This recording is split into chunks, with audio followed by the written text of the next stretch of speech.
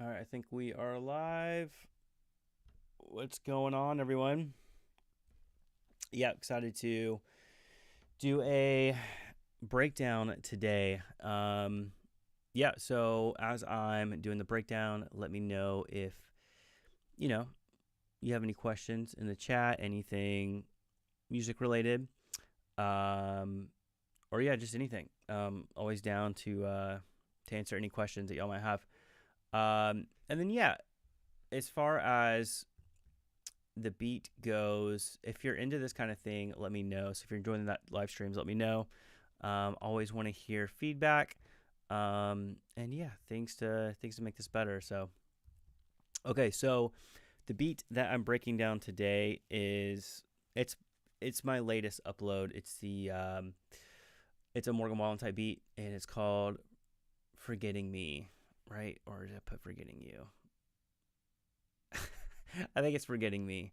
Um, You'll see it on the title of this video. Um, Sometimes I get the names and stuff mixed up because I do a lot of these, right? But anyways, yeah. So this was a Morgan Wallen type beat. This is probably like my second one I've done. That's like a Morgan Wallen type beat. And yeah, I thought it'd be fun to do something like this. So yeah, without further ado, let's just hop into it, right? Okay, so the first thing that I started with was this acoustic guitar. So it sounds like this.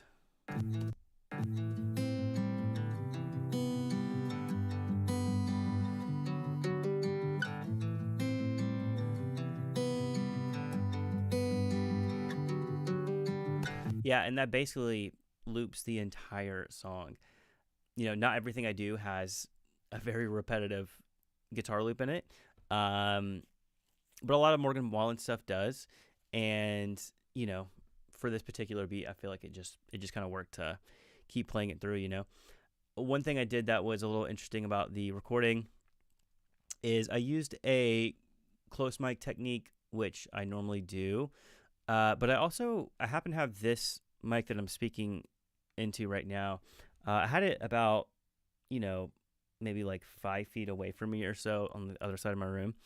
And I just had it like on, like set up. So I just decided to record that as well. And it kind of gave the acoustic more like a live sound. So I just kind of blended that in. So the original acoustic guitar signal of just the close mic sounds like this. And then, with the blended.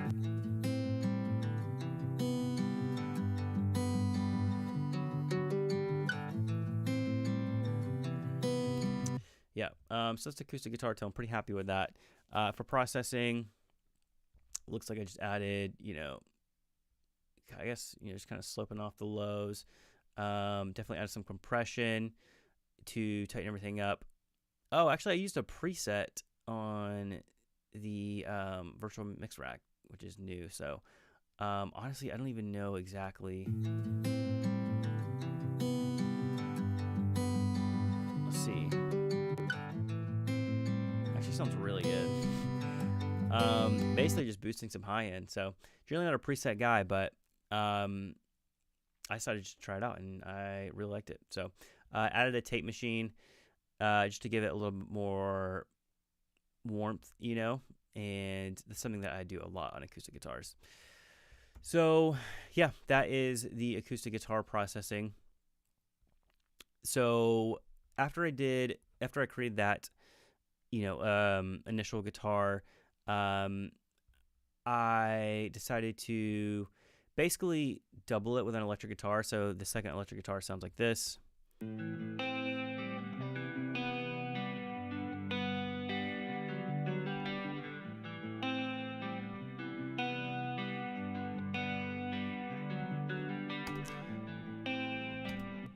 Thanks, Kason. I really appreciate it, man. Very nice. Cool. So yeah, so I added in this electric guitar, and basically it's just kind of like doubling it. And then I decided to add in this lead guitar. So that sounds like this.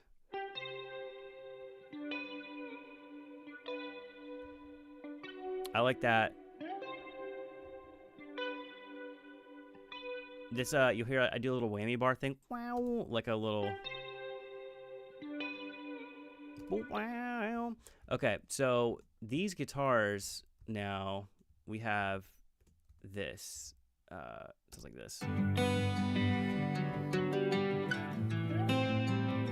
Thanks, Sylvia. Appreciate it.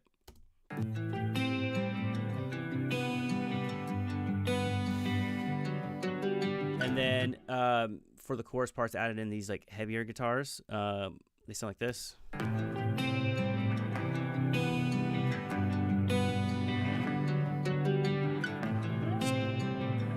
Just kind of thicken it up. So originally those sounded like, without any processing on them, they were pretty dull. They just sounded like this.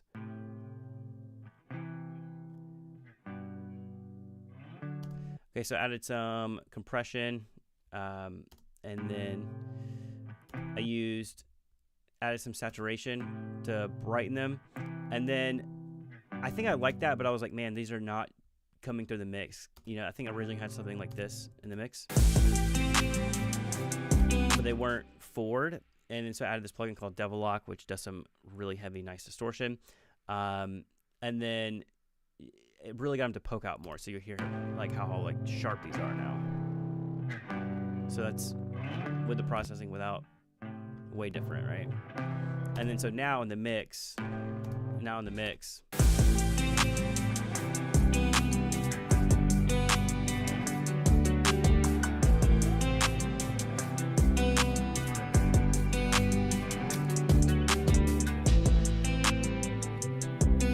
yeah, so a lot of those are the chorus elements. We'll come back to those.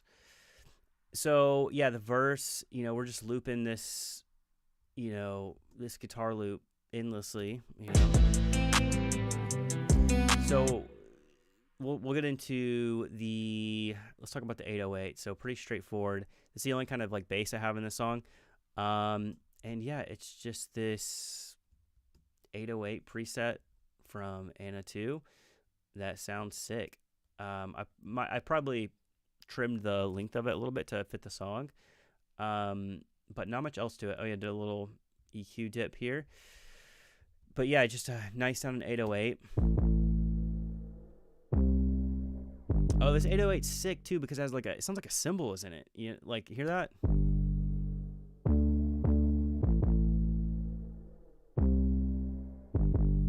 Like what is that? It sounds freaking sick. Anyways, yeah. And so that's the 808.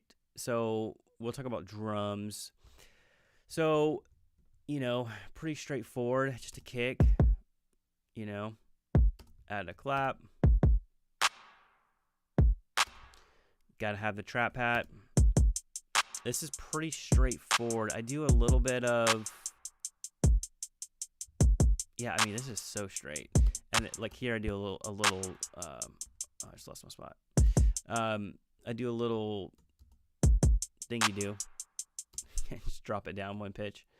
Nothing crazy. So yeah, this is the basis of the drums is just these three elements right here. And yeah, and then so for the chorus we add in some more elements, you know.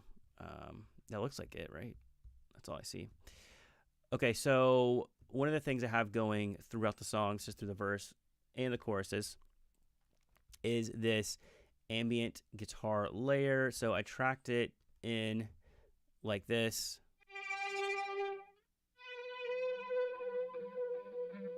Sounds kind of wild.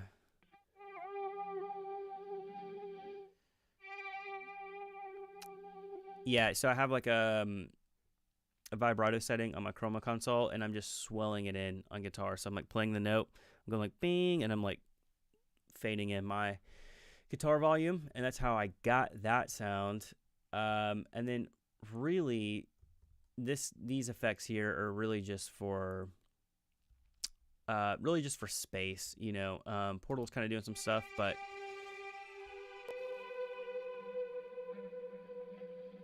It's really, yeah, really just for space. So this kind of thing, it just kind of, it's a nice filler for the song. Um, because you have your drums going, your 808 and guitars. Um, Sometimes just those elements will do it, but sometimes you need something to, fill a space, and it can be nice to have a little, ambient kind of texture. So, and that's what this is. Here, just kind of scrolling through.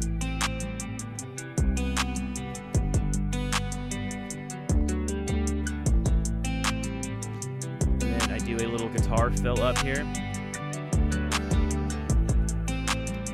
To me, that felt very, very Morgan Wallen-ish.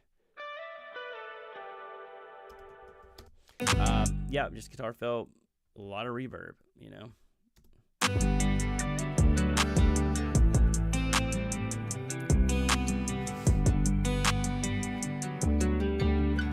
And then, okay, yeah, so for the chorus, we bring in a crash, and what is new is we bring in this loop here. Essentially, it's just this like top loop, and I think I added some delay on it. Yeah, so I added a eighth note delay on it, just to kind of give it a slightly different rhythm. This is with the delay.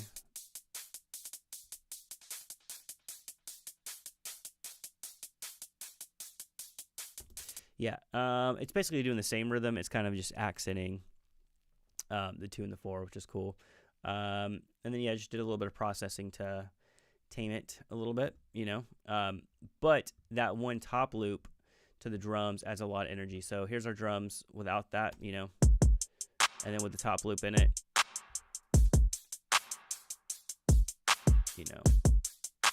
already a lot more energy. Here is actually the song. Here we'll play the chorus so you can hear it with and without the top loop. So this is with the top loop in it, and this is with the top loop out. Hear out? It's crazy, right?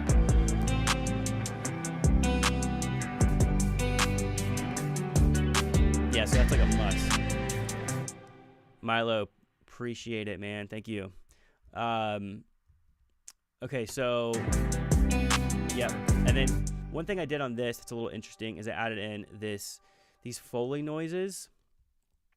So a lot of the times when it comes to anything that's like hip hop-ish, and I am not the hip hop guy by any means. If you follow my channel, I'm the sad girl beat guy, right?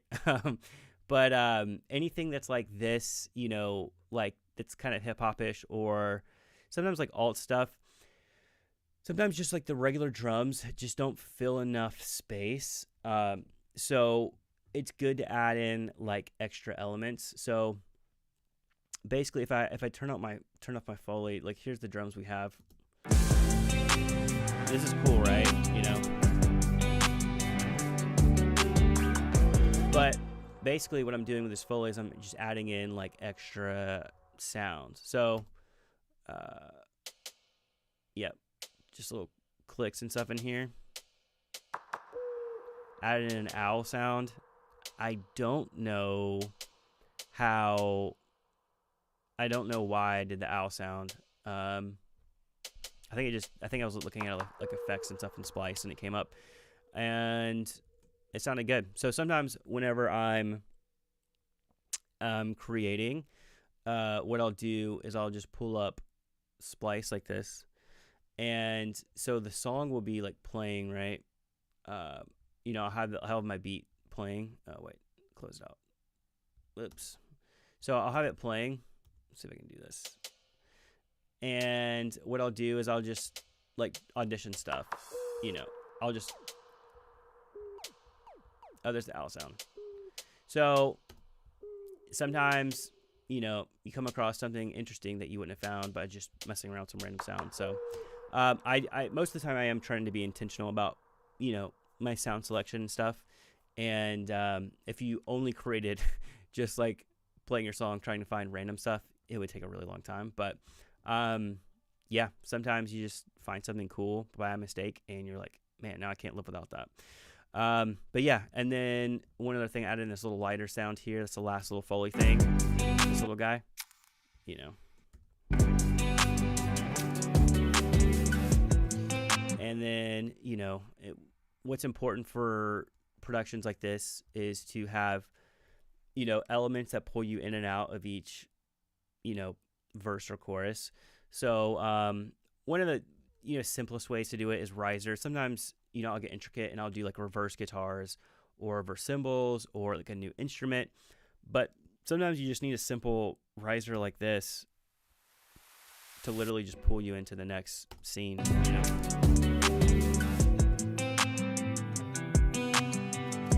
And actually one last thing I want to mention on this chorus. So with the acoustic guitar, on the verse it sounds like this, right? But notice what happens when we get the chorus right here.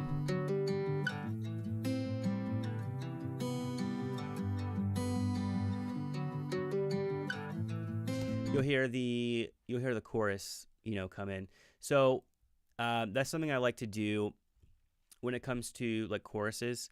I like to basically, instead of like bringing a new element, sometimes I'll just ask myself, I'm like, what can I do to the elements that are already here to make this more exciting and more lively? So I liked the acoustic guitar, but for the chorus, I thought it was nice to add a chorus to it. And in the context, here is what that sounds like.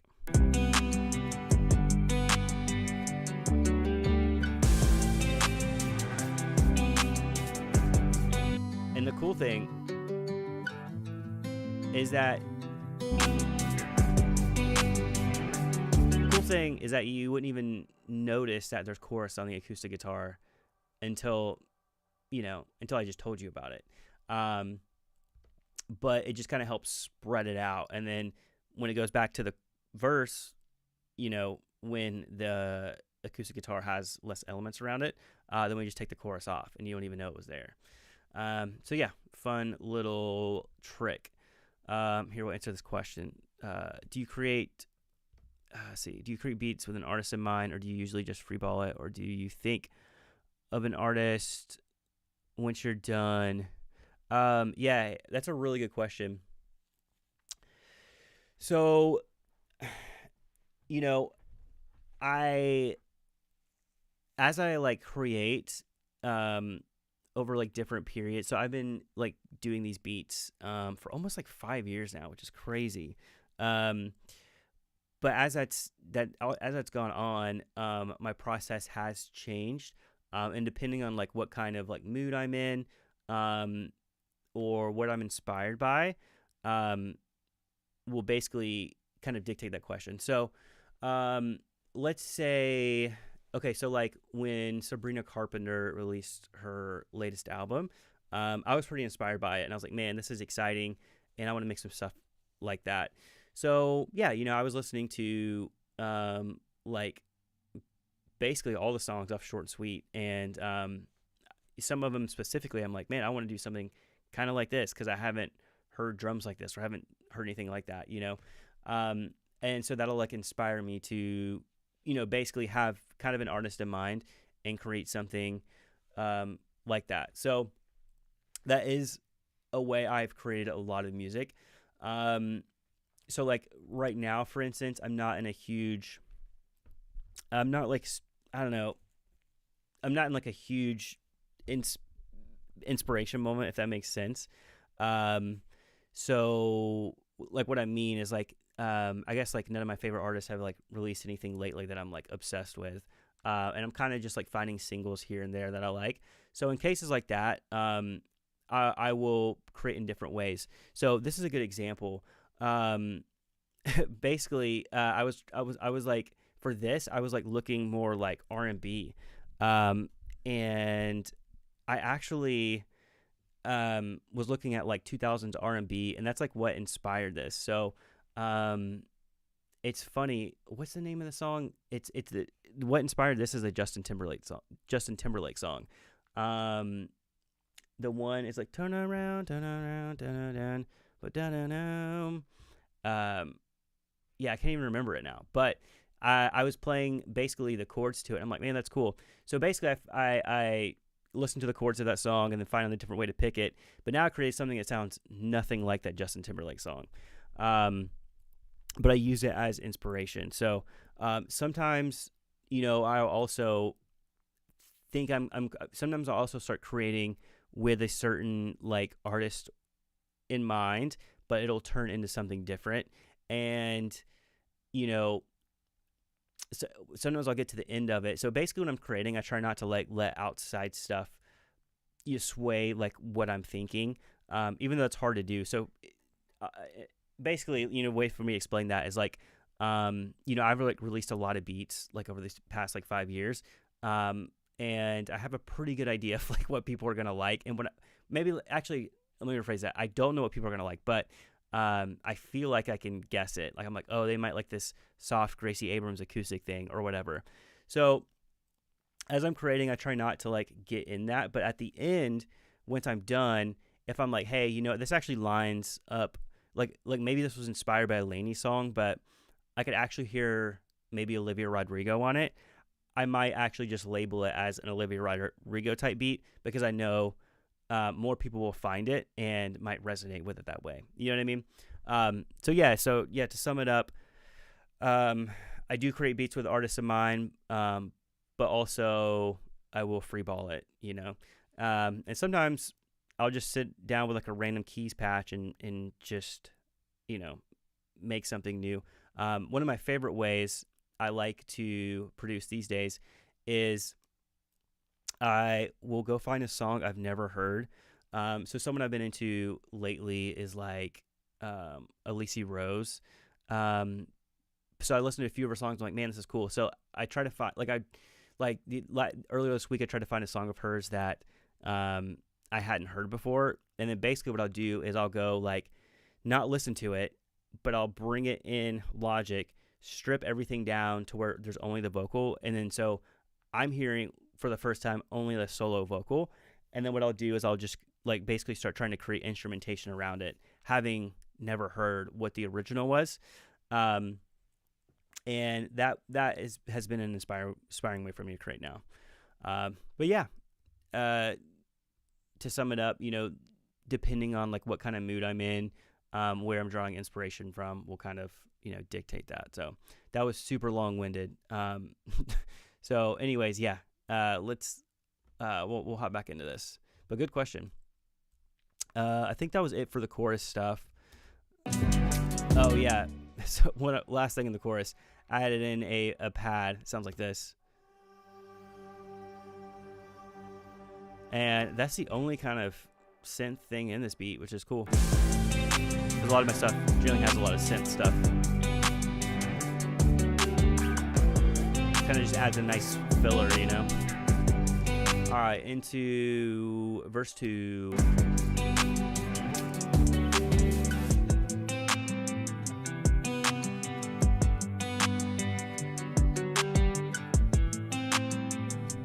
Okay, I'll tell you one thing I think is sick about this. This was like a kind of a happy accident thing. So this pad has like a lot of like ambience hanging off. So when I was first producing, when I was working on this, I had it just like hanging over the edge, right? But it had this like nice rub, and like listen, like keep your ears open for like this dissonance when it goes into the verse.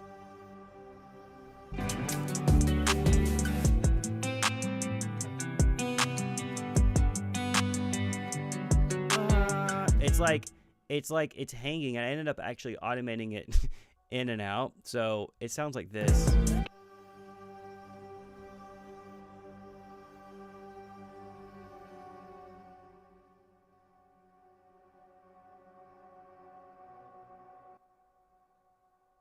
Yeah, it just has this nice rub on, getting into the second verse.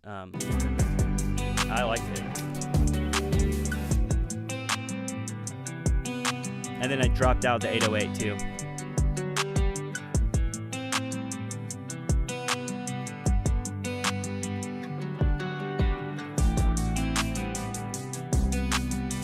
Yeah, added in a little guitar fill here.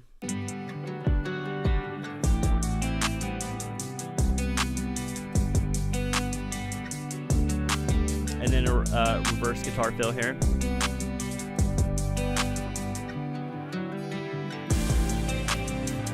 Yeah, so this one's cool.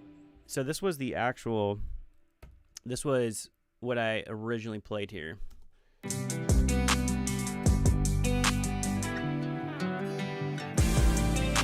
Kind of lame, honestly. Whoops. Here. It sounds way better reversed. And I did not. I think I played it and I was like, this sucks. Maybe it'll sound good reversed. And yeah, turns out it sounds way better reversed.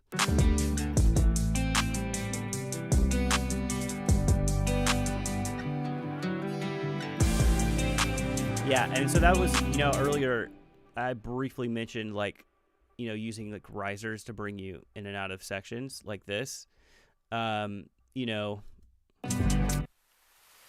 So this guitar is kind of an example of that because, if I wanted, I could have just used a riser to go right into the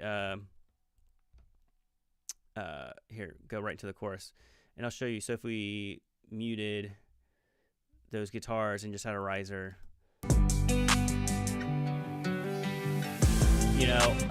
but to me that's like so lame. So yeah, anytime, my brain is always like, okay, we need a transitional piece. So sometimes it's a riser, but sometimes you can do something cool with, reverse guitars or, whatever, reverse synths.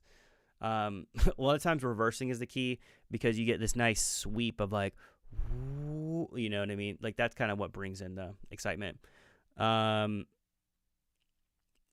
what's up? I'm breaking down a pop song as well. I'm doing a Morgan Wallen type beat right now. But yeah, let me know also while you guys are on if there's any specific beats that you want me to break down. Yeah, I'll do it. Let me know. They just have to be my beats, And then so something new I added for this chorus was a guitar stab. Sounds like this.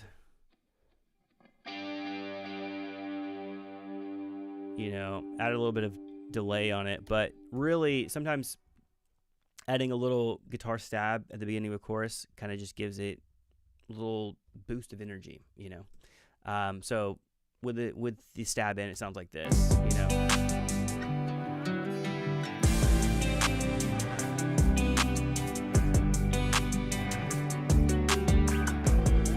And then one of the things too that can be tempting while you're producing is like, let's say I would have had that idea for the guitar stab, like while I was creating, like over here. Sometimes it's good to like not overdo it. You know what I mean? Because for instance, I could have that guitar stab also in the first chorus, and it works. But that's something that I'm always trying to get better at is just not overdoing it, and then just like basically just like not overdoing it, like having things that sound good but just like not too much. Probably babbling on now, but anyways, yeah, if you got something cool, don't overuse it. Okay, so for the bridge, basically just guitars.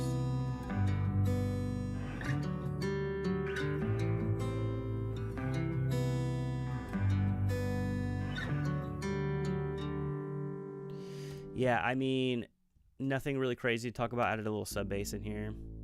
And then these are essentially the same guitars. I think I processed them slightly different. I think I wanted a little bit of, it looks like delay on this compared to this. It actually helps a lot. Actually, sounds wider, which is cool. And then this acoustic, I think I just wanted a different reverb on it. That's something I do a lot. I don't know if it's really good or bad, but a lot of the times I feel like my verse, if the song is guitar bass, I feel like the bridge guitars need to sound different, like a different reverb or something. And I think maybe it's just because like the bridge of a song to me is like a detour. So the whole purpose is to make it sound, not that, you know what I mean, to take you somewhere else. That's at least how I view it. So it's very common for me to just use a slightly different reverb or slightly different EQ on like a bridge guitar, just so it's a little bit different. But yeah, that's it. Okay, and then added a little guitar riser back in, and it's actually the one that we're using in the intro. So copied and pasted this one over, and it ended up just working. Oh, actually, no, there was a specific reason I did this. So these acoustic guitars, you hear that you hear that noise on here? I actually tried to EQ it out with with automation. So these guitars, the way I compressed them, they just had a lot of noise in them. Sometimes that just happens, and there's not much you can do about it. So this is kind of what it sounded like. So I added in this. I'm basically chasing it with a filter to cut it off, right? So, which I did an okay job of. So you can hear that. So I'm basically trying to make that noise less audible in the recording, but I still felt like it was coming through. So I ended up basically just kind of throwing in the riser, and it kind of just masked it sounded good, but it really just masked the noise. So it was kind of something I liked. It just worked out, you know. Because without this, you can hear, if I just play this without the riser, you can hear that guitar noise.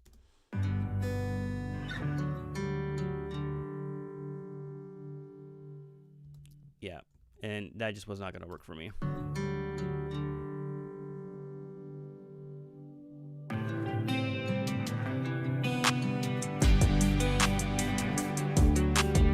Yeah, this is something that I've done before. I like doing.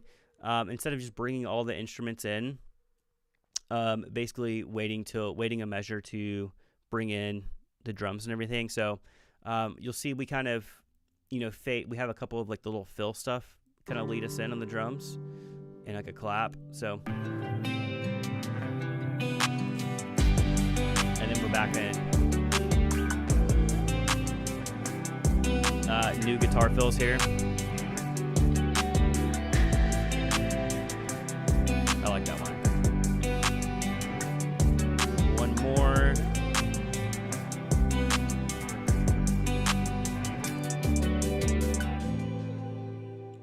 Yeah, they sound cool. I use this new plugin I got for flange, and I think it sounds pretty good.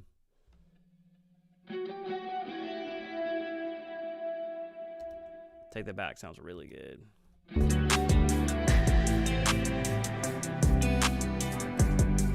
And then let's see, what is this? Just a guitar harmonic. So I felt like the end just needed something. It just felt like it was just falling on his face.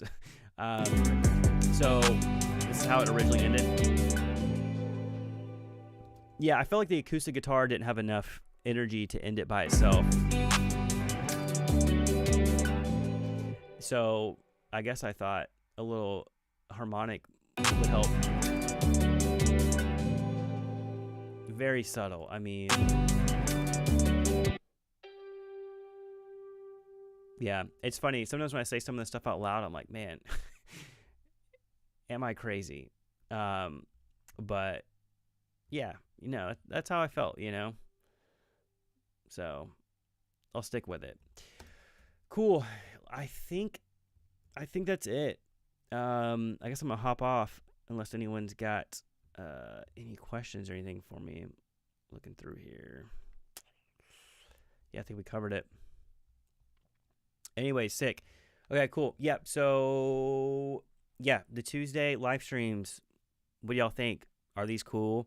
Um, do you anything else you want to hear? Anything else you want to hear me babble on about? I know like a lot of you guys are like getting into like writing music and starting to like work on your own music. So if there's anything specific, you know, you want me to go over, maybe that's like I don't know, like song arrangement or like mixing vocals. I mean, I could go into like songs I produced and, you know, for like artists, if you guys are interested in that, and just kind of like break them down and say, hey, here's how I mix these vocals. Here, how we tuned a vocal. This is like what, this is where it started from the demo and like here's where it ended.